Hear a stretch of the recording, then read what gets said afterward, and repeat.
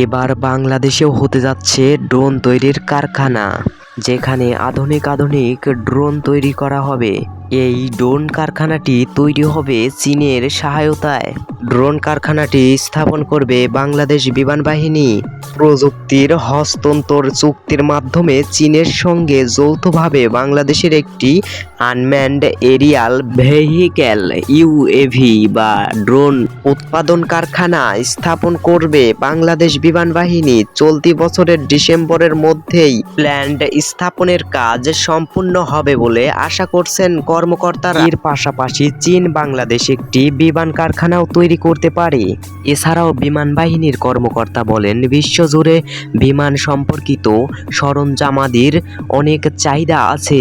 যদি ড্রোন তৈরির কাজ শুরু হয়ে যায় তাহলে একবার ভেবে দেখুন বন্ধুরা, বাংলাদেশ কতটুকু শক্তিশালী হয়ে উঠবে। এছাড়াও বাংলাদেশ এবং কি ড্রোনগুলো বিক্রিও করতে পারবে।